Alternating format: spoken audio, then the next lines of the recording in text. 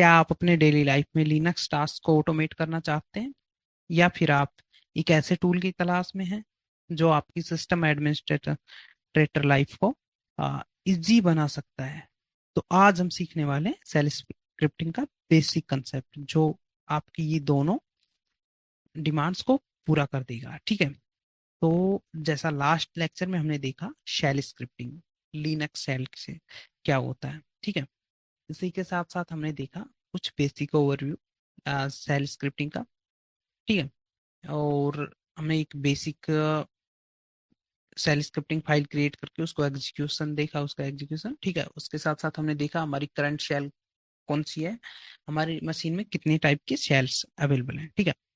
आज के हम इस लेक्चर में देखने वाले हैं बेसिक ऑफ शेल स्क्रिप्टिंग। ठीक है।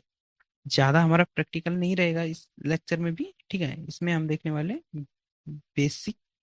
ओके। ओके।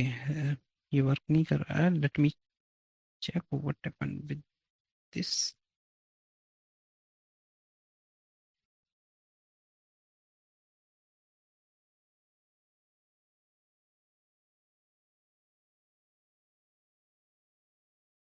इस वीडियो में हम सीखेंगे शेल स्क्रिप्टिंग स्क्रिप्टिंग क्या होती है, एक सिंपल शेल स्क्रिप्टिंग को कैसे लिखा जाता है और कैसे एग्जीक्यूट किया जाता है। ठीक है। इसके बाद हम देखेंगे शेबेंग लाइन क्या होती है, शेबेंग क्या होता है एंड इसका क्या रोल होता है। ठीक है। लास्ट लेक्चर में भी हमने डिस्कस किया था शेबेंग के बारे में। ठीक है। इसके बाद हम देखेंगे शेल स्क्रिप्टिंग में कमेंट्स कैसे लिखें, मतलब कमेंट्स क्या होती है, कैसे लिखा जाता है, ये सब। ठीक है। और शेल स्क्रिप्ट फाइल जो हमने लिख ली उसको एग्जीक्यूट करने के अलग अलग मेथड कौन से, अलग अलग तरीके कौन से हैं। ठीक है। तो इस वीडियो को एंड तक आप एक बेसिक सेल स्क्रिप्टिंग लिखने और एग्जीक्यूट करने के लिए तैयार हैं। ठीक है। तो सेल स्क्रिप्टिंग क्या है, सबसे पहले देखते हैं सेल स्क्रिप्टिंग क्या है। ठीक है। एक बार फिर से देखते हैं, हमने ऑलरेडी देख चुके हैं हम सेल स्क्रिप्टिंग क्या होती है। एक बार हम फिर से देखते हैं सेल स्क्रिप्टिंग क्या होती है। ठीक है। तो शेल स्क्रिप्टिंग एक सेट ऑफ कमांड्स होती है। ठीक है। सेट ऑफ कमांड्स होती है जिनको हम एक सीक्वेंस में हम को लिखते हैं। ठीक है। सेट ऑफ कमांड को हम सीक्वेंस में लिखते हैं। इसको हम एक फाइल के अंदर, एक स्क्रिप्ट फाइल के अंदर इस कोड को हम लिख देते हैं। तो ये सेट ऑफ कमांड सीक्वेंस में जब एक फाइल के अंदर लिख के रखते हैं हम, तो एक स्क्रिप्ट फाइल होती है हमारी। ठीक है। तो हम यही देखने वाले सेल स्क्रिप्टिंग क्या होती है। सेल स्क्रिप्टिंग एक सीक्वेंस ऑफ कमांड का कलेक्शन है जो एक फाइल में लिखा जाता है। और शेल इंटरप्रेटर, जैसा कि हमने लास्ट टाइम भी जिक्र किया था, हमारा जो शेल इंटरप्रेटर है जहाँ पे हम कमांड रन करते हैं, शेल इंटरप्रेटर के द्वारा एग्जीक्यूट किया जाता है। लाइक हमने जैसा किया था लास्ट वीडियो में, हमारी टेस्ट डॉट एस एच को रन किया था। ठीक है। Shell interpreter. ओके।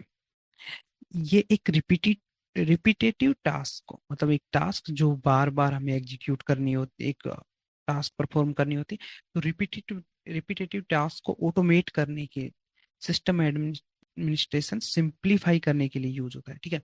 अगर हम एक टास्क है हमारे पास, मान लो हमें उस टास्क में हमें 15 कमांड्स रन करनी है, तो उस उन 15 कमांड्स को हम वन बाई वन अगर हम एग्जीक्यूट करेंगे तो उसमें टाइम लगेगा हमें। ठीक है। एफर्ट लगाना पड़ेगा। कमांड्स में एरर के चांसेस होते हैं। ठीक है। जैसे हमने कोई भी कमांड हमें एग्जीक्यूट करनी है, हो सकता है हम उसमें कैरेक्टर कोई गलत लिख दें, या फिर कैरेक्टर आगे पीछे हो जाए, तो वो इश्यू होते हैं हमारे साथ। फिर उस मान लो उस सेट ऑफ कमांड को, उस 15 कमांड्स को हमें दिन में 15 बार ही, 15 टाइम्स ही उसको एग्जीक्यूट करना है, तो हमारे लिए बहुत हेक्टिक होगा। बट एक सेल स्क्रिप्टिंग के द्वारा हम क्या करेंगे, एक फाइल में लिख के रखेंगे, जितनी बार हमें रन करना है उतनी बार हम या तो उस स्क्रिप्ट को फाइल रन कर देंगे, या फिर हम क्रोन टैब या फिर ऐड कमांड की हेल्प से उसको ऑटोमेट करके छोड़ देंगे। ठीक है। वो ऑटोमेटिक रन होती रहेगी। ठीक है। अभी देखते हैं सेल स्क्रिप्टिंग क्यों जरूरी है। तो अभी पता है, मैनुअल कमांड्स को ऑटोमेट करने के लिए, एक हम कमांड्स को मैनुअली रन करें या फिर हम उसको ऑटोमेट ऑटोमेट करके रख दें। ठीक है। तो इसमें हमारे बहुत यूजफुल होती है सेल स्क्रिप्टिंग। ठीक है। उसके बाद आता है टाइम और एफर्ट बचाने के लिए। ठीक है। वो हम ऑलरेडी डिस्कस कर चुके हैं, टाइम और एफर्ट बचाने के लिए। ओके। इसके बाद आता है लिनक्स डिप्लॉयमेंट और क्रोन जॉब्स को हैंडल करने के लिए, मतलब जब भी कुछ भी डिप्लॉय करना होता है हमें एप्लीकेशन लिनक्स पर, लिनक्स डिप्लॉयमेंट, तो हम क्या करते हैं, मैनुअली डिप्लॉयमेंट ना करके हर एक एप्लीकेशन का हम एक सेट ऑफ कमांड यानी एक स्क्रिप्टिंग फाइल के द्वारा उसको डिप्लॉय कर सकते हैं एप्लीकेशंस को, ठीक है। फिर उसके बाद आता है सर्वर टास्क और सर्वर मैनेजमेंट को इजी बनाने के लिए। हमारे सर्वर पर कोई भी, यानी हमें मॉनिटरिंग करनी है सर्वर्स पर, तो हम क्या करते हैं, मैनुअली उसको मॉनिटर करते हैं। उसको मैनुअली मॉनिटर ना करके हम ऑटोमेट कर सकते हैं स्क्रिप्ट की हेल्प से। स्क्रिप्ट की हेल्प से हम उसको ऑटोमेट कर सकते हैं, वो ऑटोमेटिक मॉनिटर करता रहेगा, लोग हमें सेंड करता रहेगा, ठीक है। तो अपनी पिछली सेल स्क्रिप्ट बना, ठीक है। अभी हम एक नई स्क्रिप्ट बनाएंगे। लास्ट वीडियो में हमने एक बनाई थी सेल स्क्रिप्ट फाइल, अभी हम एक नई सेल स्क्रिप्ट फाइल बनाने वाले हैं, ठीक है। तो आते हैं हमारे टर्मिनल पर। यहाँ पे मैं एक बार क्लियर कर लेता हूँ टर्मिनल को, क्लियर, ओके। एक बार एनोटेशन भी रिमूव कर देता हूँ, ठीक है। ओके, एलएस, इस फाइल को मैं रिमूव कर देता हूँ, टेस्ट डॉट एस एच को, ठीक है, क्लियर। और मैं एक फाइल क्रिएट करता हूँ, वी आई स्क्रिप्ट नाम से ही कर लेता हूँ, स्क्रिप्ट डॉट एस एच, ठीक है। अभी पहली लाइन हमारी शेबंग लाइन, शेबंग लाइन भी आज हम देखने वाले हैं डिटेल से, क्या होती है, क्यों यूज किया जाता है इसको, शेबंग लाइन को, ठीक है। तो अभी मैं सिर्फ शेबंग लाइन लिख के इसको और सेव करता हूँ फाइल को, और एग्जीक्यूट करता हूँ इसको, यानी डॉट स्लैश से script dot S H. But वो परमिशन डिनाइड वाला हमारा फिर से इश्यू आएगा। तो एक बार परमिशंस भी चेक कर लेते हैं इसकी, L S hyphen L, okay, and script. तो हम यहाँ पे देख सकते हैं, हम्म, यहाँ पे हम देख सकते हैं कि हमारी परमिशन जो एग्जीक्यूट परमिशन है वो किसी भी यूजर को, यानी ओनर को, ग्रुप को और अदर्स को, किसी को भी इस स्क्रिप्ट की एग्जीक्यूट परमिशन जो एक्स होती है वो किसी को भी नहीं है, ठीक है। अभी हमें क्या करना है कि किसी को एक को तो देनी होगी एग्जीक्यूट परमिशन, जिससे हम इस स्क्रिप्ट फाइल को एग्जीक्यूट करके देख सकें, ठीक है। तो उस टाइम पे हमारा काम आता है परमिशन वाला, हमारा जो वो चैप्टर होता है वो, ठीक है। तो वो आप लिनक्स कोर्स में जाके देख सकते हैं, ठीक। अभी मैं क्या करता हूँ, सी एच मोड से इसकी परमिशन चेंज करता हूँ, प्लस एक्स कर देता हूँ, यानी हर ओनर को, ठीक है, जो इसका ओनर है उसको, और उसके साथ साथ इसका ग्रुप ओनर एंड अदर्स को, सबको मैं एक बार एग्जीक्यूट परमिशंस दे देता हूँ इसकी। एंड अभी जब हम एग्जीक्यूट करते हैं तो हमारी स्क्रिप्ट फाइल एग्जीक्यूट हो जाती है, बट इसमें कोई कोड नहीं है 7 लाइन के अलावा, तो इसमें हमें कुछ भी शो नहीं करेगा, ठीक है। मैं अभी कुछ कोड जाके इसमें लिखता हूँ वी आई एडिटर के हेल्प से ओपन करके, ठीक है। मैं करता हूँ इको, एंड उसके बाद hello, welcome to shell scripting, scripting, ठीक है। ऐसा मैं लिख के और इसको सेव कर देता हूँ। सेव सेव किया मैंने, मैंने फिर से इसको एग्जीक्यूट किया, तो अभी हम देख सकते हैं hello welcome to shell scripting हमारे सामने आ रहा है मैसेज जो हमने लिखा था, ठीक है। अभी हमने इसके अंदर देखा एक सेबिंग लाइन, ठीक है। अभी सेबिंग लाइन को थोड़ा देखते हैं क्या होती है और क्यों यूज होती है, ठीक है। तो सेबिंग लाइन एक हैश, जो हमारा पाउंड सिंबल जिसे हम बोलते हैं, एंड एक्सक्लेमेशन मार्क, इससे स्टार्ट होती है, ठीक है। हमने अपनी फाइल में भी देखा, कैट स्क्रिप्ट फाइल करते हैं, तो इसमें भी हमने देखा कि हमारी जो सेबिंग लाइन है वो हमेशा हम पाउंड सिंबल्स के साथ ही इसको मतलब लिखते हैं, ठीक है। यहाँ पे हैश और उसके बाद एक्सक्लेमेशन मार्क, ठीक है। ये एक स्पेशल इंटरप्रेटर डायरेक्टिव होती है, मतलब ये इंटरप्रेटर जो हमारा सेल है इसको बताती है कि आपको ये वाला शेल टाइप यूज करना है जब भी आप इस स्क्रिप्ट को एग्जीक्यूट करें, ठीक है। सबसे पहली लाइन हमारी जो होती है वो शबिंग लाइन ही होती है किसी भी स्क्रिप्टिंग में, ठीक है, स्क्रिप्ट फाइल में। ओके।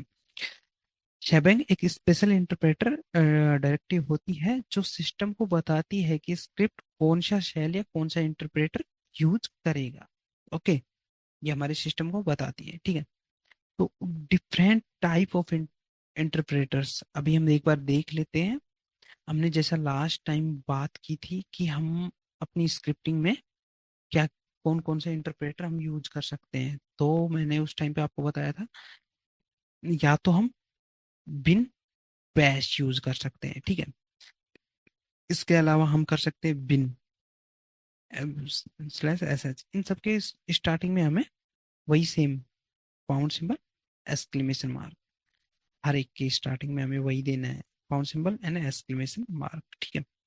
इसके अलावा हम यूज कर सकते हैं हमारा पाइथन का, पाइथन का भी हम यूज कर सकते हैं इंटरप्रेटर, ठीक है। तो उसके लिए हमें करना होगा यूएसआर, या फिर डायरेक्ट हो सकता है वो बिन बिन में भी रहता है क्योंकि ये वो सेम लिंक होती है। या हम you slash USR slash bin करें या फिर हम स्लैश बिन करें, ठीक है। USR bin Python 3, Python 3। And उसके अलावा हम पर्ल भी यूज कर सकते हैं एग्जीक्यूट करने के लिए। पर्ल लैंग्वेज भी यूज करते हैं हम अपनी स्क्रिप्टिंग के लिए, तो यूएसआर बिन, एंड एग्जीक्यूशन के लिए हम फिर सेम वही पर्ल यूज करेंगे, ठीक है। तो इस टाइप के हम इंटरप्रेटर यूज कर सकते हैं। अगर हम चाहें कि हम ना लिखें अपनी फाइल्स, जो स्क्रिप्ट फाइल होती है वो बैश शेल से ना लिखें, हम किसी और इंटरप्रेटर की हेल्प से उसको एग्जीक्यूट करना चाहते हैं, तो वो भी हम कर सकते हैं, ठीक है। लाइक मैं अभी एक स्क्रिप्ट फाइल लिखता हूँ मैं पाइथन में, ठीक है। तो मैं करता हूँ vi test2.py, ठीक है। मैं एक स्क्रिप्ट फाइल लिखता हूँ अपनी, एक नॉर्मल स्क्रिप्ट फाइल, ठीक है। इसमें मैं फिर शेबेंग शेबेंग लाइन आपको पता है अभी फिर इस टाइम पे जब पाइथन से एग्जीक्यूट करना है तो पाइथन शेबेंग लाइन ही रखनी है ताकि उसको पता लगे कि कौन सा इंटरप्रेटर यूज करना है, ठीक है। उसके बाद प्रिंट, मैं अब इस बार इको यूज नहीं करूंगा क्योंकि इस बार मुझे पाइथन स्क्रिप्ट लिखनी है, तो मैं करूंगा हेलो फ्रॉम पाइथन।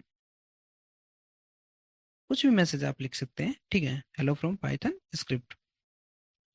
और ठीक है, मैं इसको क्लोज करता हूँ, सेव करता हूँ, ठीक है। और अभी मैं एक बार इसको रन करके दिखता हूँ, डॉट स्लैश टेस्ट। ऐसे नहीं होगी तो मैं, ठीक है, इसको एक बार परमिशन चेंज कर लेता हूँ, C H mod plus X test 2.py and dot slash test 2.py, ठीक है। तो यहाँ पे हम देख सकते हैं हमारी ये फाइल जो है वो रन हो चुकी है, ठीक है। इंटरप्रेटर टाइप हमने दिया पाइथन 3, एंड उसके बाद हमने इसको रन किया, ठीक है। तो अभी हमने देखा कि हमारे पास डिफरेंट मेथड है रन करने के लिए फाइल्स को, यानी हमने अभी डॉट स्लैश से रन किया, उस टाइम पे हमने इंटरप्रेटर चेंज किया था। अभी हम देखते हैं कि डिफरेंट टाइप देखते हैं हम शेल स्क्रिप्टिंग फाइल को एग्जीक्यूट करने के लिए। यानी देखिए अभी हमने सिंपली आपको परमिशन हमेशा चेंज करनी होगी, उसकी एग्जीक्यूट परमिशन देनी होगी क्योंकि किसी भी स्क्रिप्ट फाइल की परमिशन बाय डिफॉल्ट एग्जीक्यूशन की नहीं रहती है, वो हमें चेंज करनी होगी। उसके बाद हमने देखा डॉट स्लैश से किसी भी फाइल को हम रन कर रहे हैं, ठीक है। उसके साथ साथ हमें हमारे पास डिफरेंट मेथड है, हमें एस एच की हेल्प से कर सकते हैं, एस एच टेस्ट 2.py, ठीक है।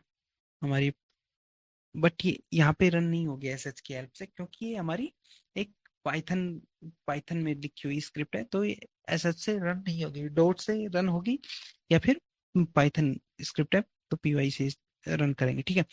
बट इसके अलावा इसको हम हमारे पास एक सॉरी एक फाइल और थी, उसको हम एस एच से रन करके देखते हैं, स्क्रिप्ट डॉट एस एच, ठीक है।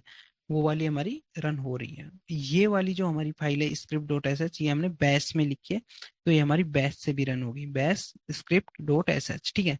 तो यहाँ पे हम देख सकते हैं हमारे पास डिफरेंट मेथड है इनको रन करने के लिए। हम इसको सिंपली डॉट स्लैश से रन करें, या फिर हम इसको बैश से रन करें, या फिर हम इसको एस एच से रन करें, ठीक है। तीनों केसेस में हमारी ये जो बैश स्क्रिप्टिंग फाइल है वो एग्जीक्यूट होगी, बट हमारी जो पाइथन में लिखी हुई स्क्रिप्ट फाइल है वो एसएच से या फिर बैश से एग्जीक्यूट नहीं होगी। ठीक है। तो हमने अभी देखे डिफरेंट मेथड देखे कि कैसे हम एक स्क्रिप्टिंग फाइल को एग्जीक्यूट कर सकते हैं। बैश स्क्रिप्टिंग फाइल को या तो हम डॉट स्लैश से उसको रन करें, या फिर एसएच के बाद हम उस फाइल का नेम या फिर पाथ दें, या फिर हम बैश के साथ, ठीक है, फाइल नेम दें। ठीक है। इस तरह से हम एग्जीक्यूट कर सकते हैं। ओके। अभी इसके बाद हम एक बार देख लेते हैं कमेंट्स। कमेंट्स क्या होते हैं और कैसे हम कमेंट्स को लिख सकते हैं अपनी स्क्रिप्टिंग फाइल में। ठीक है। तो एक बार शेबिंग लाइन हमारी हो गई। ठीक है। डिफरेंट टाइप ऑफ एग्जीक्यूशन वो भी हमने देखा, different type of execution command. अब कमेंट्स। ठीक है। अभी कमेंट्स देखते हैं हम अपनी। कमेंट्स क्या होती है कैसे। तो अभी कमेंट्स क्या होती है, बस यही समझते हैं कमेंट्स क्या होती है एंड क्यों क्यों हम कमेंट्स यूज करते हैं। ठीक है। तो एक डेवलपर जब भी कोई कोड डेवलप करता है, मतलब कोई भी एप्लीकेशन डेवलप करता है या भी कोई भी स्क्रिप्ट फाइल डेवलप करता है, तो उस टाइम पे क्या करता है, वो कुछ कमेंट्स लिखता है अपने फ्यूचर रेफरेंस के लिए, अपने अपने को वर्कर्स के लिए कि ये रेफरेंस है। तो वो क्या होता है, वो रेफरेंस लाइन कभी भी एग्जीक्यूट नहीं होती। लाइक मैं करता हूँ वी स्क्रिप्ट, हमारी जो स्क्रिप्ट फाइल है उसको मैं, सॉरी, हमारी जो स्क्रिप्ट फाइल है उसको मैं एक बार ओपन करता हूँ, तो ये जो हमारी फर्स्ट लाइन है, सेवन लाइन, ये हमारी कभी भी एग्जीक्यूट नहीं होती। ये सिर्फ इंटरप्रेटर को बताती है कि कौन सा शेल टाइप आपको यूज करना है, कौन सा। ठीक है। तो इसके अलावा हम एक बार और लिखते हैं, वो ठीक है हमारी शेपिंग लाइन है। इसके अलावा हम एक और लिखते हैं, डॉलर इको, एंड उसके अंदर मैं लिखता हूँ हेलो। ठीक है, फिर से, और मैं इसको सेव कर देता हूँ। अभी मैं जब रन करता हूँ स्क्रिप्ट फाइल को, तो हमारा जो मैसेज था hello welcome to shell script, ये तो हमारा एग्जीक्यूट हो रहा है, बट इसके साथ हमने एक लाइन और लिखी थी इको हेलो, ये हमारी रन नहीं हो रही। तो ये क्या है, ये हमारी एक कमेंट लाइन है। ठीक है। ये कभी भी एग्जीक्यूट नहीं होगी। जो भी लाइन हमारी हेड से यानी पाउंड सिंबल सिंबल से जो भी लाइन हमारी स्टार्ट होती है, वो कभी भी स्क्रिप्ट में स्क्रिप्ट के साथ एग्जीक्यूट नहीं होती है। ठीक है। वो एक कमेंट लाइन होती है, वो एक रेफरेंस लाइन होती है, जो हम अपने फ्यूचर रेफरेंस के लिए या फिर हम अपने कोवर्कर्स के लिए एज ए रेफरेंस रखते हैं। ठीक है। अभी इसको कहते हैं सिंगल लाइन कमेंट। ठीक है। क्योंकि अगर हमें अभी नेक्स्ट लाइन में अगर हमें कुछ भी लिखना है, तो उस पे ये कमेंट नहीं आएगा। लाइक देखो, मैं यहाँ पे इको इको टाइप करता हूँ, तो आप कलर से भी पता कर सकते हैं कौन सी हमारी कमेंट है और कौन सी हमारी कमेंट लाइन नहीं है। इको, ठीक है। तो इको लिखा तो इसका कलर चेंज है, इसका कलर चेंज है, यानी हमारी जो कमेंटेड लाइन है उसका हम कलर से पता कर सकते हैं। बाकी कलर का कोई ऐसा नहीं है कि ये बाय डिफॉल्ट हर एक में होगा, बट कुछ कुछ टर्मिनल्स पर, कुछ यानी फ्लेवर्स में, लिनक्स फ्लेवर में, यूनिक्स फ्लेवर में होता है कि वो कलर से शो कर देते हैं, बट कुछ में ये होता है कि ऐसा, जैसे हम कंसोल पे वर्क करते हैं तो उस टाइम पे हमारे पास कलर्स के थ्रू हम नहीं पहचान पाते कि कौन सी कमेंटेड है कौन सी अनकमेंटेड है। ठीक है। ये एक सिंगल लाइन कमेंट है जो पाउंड सिंबल से स्टार्ट होती है, एक सिंगल लाइन कमेंट है। मतलब हर एक लाइन, जिस भी लाइन के को हमें कमेंट लाइन बनाना है, उस हर एक लाइन के सामने हमें हैज ये पाउंड सिंबल हमें लगाना पड़ेगा। बट एक मल्टी लाइन कमेंट का भी फंक्शन होता है। मल्टी लाइन कमेंट में क्या कर सकते हैं हम, जैसे मल्टी लाइन होती है हमारी, 4 या 5 लाइन हो गई, तो उस उन सबको हमें एक साथ कमेंट आउट कर सकते हैं। ठीक है। कमेंट आउट करने के लिए हमें क्या करना पड़ेगा, एक कमेंट कमेंट कीवर्ड, सेम ऐसे ही जैसे मैंने लिखा है कमेंट, दो less than symbol, sorry greater than symbol, and उसके बाद कमेंट। ठीक है। फिर उसके बाद हम नेक्स्ट लाइन से जो भी कमेंट करेंगे, यानी यहाँ पे मैं करता हूँ this is a multi line comment. ठीक है। और उसके बाद मैं इसको पेस्ट कर देता हूँ। और नेक्स्ट लाइन में जाके मैं करता हूँ, इसको एंड करता हूँ कमेंट को, ठीक है। अभी जैसे ही मैंने इसको एंड किया, देखो अभी एक बार डिफरेंस देखना, अभी तक कलर रेड है, जैसे ही मैं उसको कमेंट कंप्लीट करता हूँ कीवर्ड को, तो ये कलर चेंज हो रहा है। इस कीवर्ड से double greater than and comment से लेके कमेंट कीवर्ड तक, इसके बीच हम जो भी कोड लिखेंगे वो हमारा कमेंटेड कोड होगा, यानी वो कोड हमारा एग्जीक्यूट नहीं होगा। अभी मैं इसको सेव करके आपको रन करके दिखाता हूँ, ठीक है। एक बार रन करके देख लेते हैं अपनी स्क्रिप्ट फाइल को। तो यहाँ पे जो हमारा हेलो वेलकम है वो रन हो रहा है, हमारा एक लाइन में ओनली इको लिखा था, उसके आगे कोई मैसेज नहीं था, तो वो इको के लिए वो लाइन एक एम्प्टी है। बाकी उसके अलावा हमने जो भी उन 5 लाइन में जो कोड लिखा है वो हमारा, ये कोड हमारा एग्जीक्यूट नहीं होगा, क्योंकि ये हमारा कमेंटेड कोड है, ठीक है। कमेंटेड कोड कभी भी एग्जीक्यूट नहीं होता है, ठीक है। तो अभी कमेंट का इम्पोर्टेंस मैंने अभी आपको बताया, कोड की रीडेबिलिटी को इम्प्रूव करता है, यानी रेफरेंस को, ठीक है।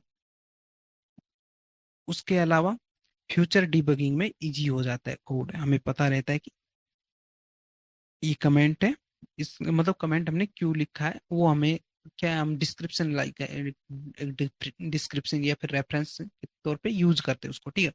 टीम वर्क में बेटर अंडरस्टैंडिंग होती है, यानी हमारे कोवर्कर्स हैं उनके लिए हम कमेंट छोड़ सकते हैं कि ये कोड क्यों है, इसका क्या यूज केस है, लाइक दिस, ठीक है।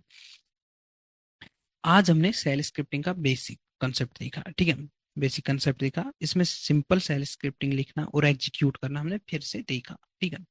उसके बाद हमने सेबंग लाइन और उसका डिफरेंट टाइप्स ऑफ देखा, एक मिनट, हाँ, ठीक है। उसके बाद सेबंग लाइन देखा और उसको डिफरेंट शेल इंटरप्रेटर में के लिए कैसे यूज करते हैं वो देखा, ठीक है। फिर इसके बाद देखा डिफरेंट एग्जीक्यूट करना देखा डिफरेंट टाइप से, फिर उसके बाद हमने कमेंट्स देखा, ठीक है। तो नेक्स्ट वीडियो में हम देखने वाले हैं अपने वेरिएबल्स एंड यूजर से इनपुट लेना, यानी हम अपने सेल स्क्रिप्टिंग में, जैसे हमारी नॉर्मल प्रोग्रामिंग लैंग्वेज में जावास्क्रिप्ट एंड पाइथन वगैरह में हमारे पास वेरिएबल्स होते हैं, वैसे ही सेल स्क्रिप्टिंग में वेरिएबल्स होते हैं, कुछ प्री डिफाइंड होते हैं लैंग्वेज के शेल वेरिएबल जो होते हैं इनबिल्ट, एंड उसके अलावा हम यूजर डिफाइंड वेरिएबल्स देखने वाले हैं, कैसे यूजर वेरिएबल्स को क्रिएट कर सकता है। फिर उसके बाद देखेंगे हम यूजर का इंटरेक्शन, यानी यूजर से हम इनपुट लेना, आउटपुट देना, तो हमने देखा कि कोई भी कमेंट इको इको कमांड से ही हम डायरेक्टली आउटपुट दे पा रहे हैं, ठीक है, यूजर को। अभी हम यूजर से इनपुट लेना भी देखेंगे, ठीक है। उसके बाद हम वेरिएबल्स देखने वाले हैं नेक्स्ट वीडियो में, यूजर इनपुट देखने वाले हैं शेल स्क्रिप्ट। अगर आपको ये वीडियो पसंद आया तो एक लाइक, शेयर, या अपने फ्रेंड्स को, जो भी नीडी पर्सन है उसको शेयर, एंड चैनल को सब्सक्राइब, ठीक है। मिलते हैं नेक्स्ट वीडियो में, तब तक के लिए हैप्पी स्क्रिप्टिंग, थैंक यू।